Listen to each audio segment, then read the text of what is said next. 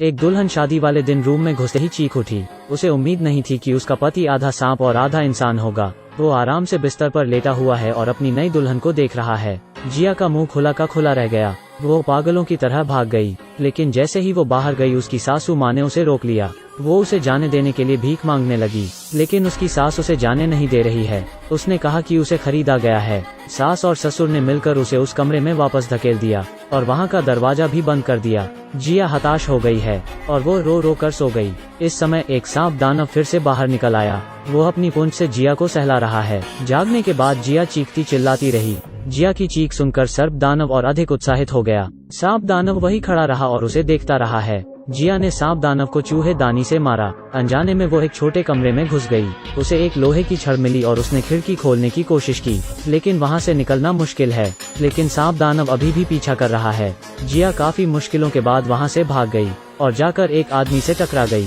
सांप अभी भी पीछा कर रहा है। सांप को देखकर भीड़ वहां से भाग गई। बस दो गांव वाले उससे लड़ने की कोशिश करते हैं, लेकिन सांप दानव ने उसे वहीं मार डाला। सांप दानव को भगाने के लिए गांव वाले ने एक मशाल उठाई। अगली सुबह जिया अचानक से ही डर गई। वो थोड़ी सी बात में बस डर गई थी। दूसरी तरफ उसकी सास एक डब्बा लेकर सांप दानव के पास गई।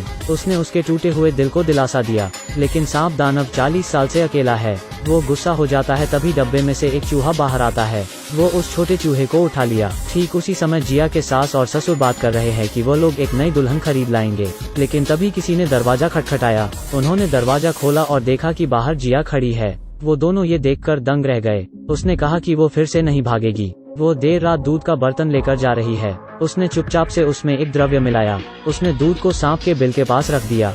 सर्प दानव बाहर आया और जल्द ही सारा दूध पी लिया। उसने पीछे मुड़कर जिया को देखा। वो जब गुस्से से जिया की तरफ आगे बढ़ता है, अचानक उसके शरीर से एक चमकदार रोशनी बाहर आती है। वो कुछ ही समय में गिर जाता है। जिया मुस्कुराई और दरवाजा खोला। वो काफी खुश लग रही है। जल्द ही एक सुंदर आदमी ने दरवाजा खोला। जिया को पहली नजर में उससे प्यार हो गया। वो उसकी छाती को सहलाते हुए उससे बात करने लगी। वो कहती है कि वो उसका प्यारा दूल्हा है। दरअसल गांव के मुखिया ने जिया को एक रहस्यमय बोतल दी है। उसने बताया कि वो एक इंसान ही है। उसने जिया को सारी सच्चाई बताई। एक बार एक सर्प दानव था जो चाहता था लोग उसे हमेशा प्यार करें। उसने एक शादी को भंग किया। तभी दूल्हे ने उस पर हमला करने के लिए लाठी उठाई, लेकिन सांप ने उनका पीछा नहीं छोड़ा। उसने उस औरत को काट लिया और उसका बच्चा सांप दानव बन गया।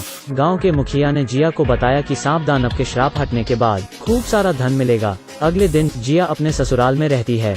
वो दोनों एक दूसरे की तरफ देखते हैं। वो अपने बेटे के लिए भोजन लेकर आई है। जिया डर जाती है और डब्बा लेकर कमरे में घुस जाती है, और जैसे ही वो अंदर घुसती है सर्प दानव उसको जकड़ लेता है। वो जानता था कि उसके साथ छल किया गया है। वो जिया को मारना चाहता है, लेकिन वो द्रव्य के असर के कारण बेहोश होकर गिर जाता है। जिया ने चुपचाप से सांप की खाल जला दी है। इसे सासू माँ ने भी देख लिया। उसने पिछली रात रखा दूध का पतीला भी देखा। उसे कुछ शक हुआ। वो सोचती है कि जिया ने उसके बेटे को मारने की कोशिश की होगी। वो फिर से उसके दूध के बर्तन में द्रव्य मिला देती है और सांप दानव वो दूध पी लेता है और सुंदर इंसान बन जाता है। दोनों एक दूसरे को प्यार करते हैं। तभी सासू माँ अंदर आ जाती है।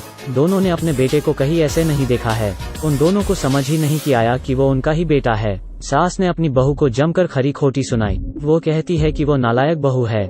जिया उन्हें सच बताती है। यह सुनकर उन दोनों को यकीन नहीं हुआ। सांप आदमी वापस अपने रूप में आ जाता है और उसे गांव वालों ने पकड़ लिया है। गांव का मुखिया आया और उसने सांप दानव पर हमला किया। इससे दानव शांत हो गया। उसने ग्रामीणों को विदा किया। उसने उसके पिता को बताया कि आज पूर्णिमा की रात है। उसके पास एक उपाय है जिससे वो सर्प दानव को श्राप से पूरी तरह छुटकारा दिला सकता है। परिवार रात तक इंतजार करता है। जल्द ही चंद्रमा पूर्ण होने वाला है। उन्होंने नाक को नीचे रख दिया। मुखिया ने उसे एक रहस्यमय द्रव्य खिलाया। मंत्र की ध्वनि के साथ सर्प दानव जाग जाता है, लेकिन सर्प दानव जो अभी अभी उठा गुस्से की स्थिति में है। वो काफी भूखा है। उसे शांत नहीं कर सकते। सर्प दानव के शरीर में से अजीब सी रोशनी बाहर आती है। उसने जिया को काट लिया।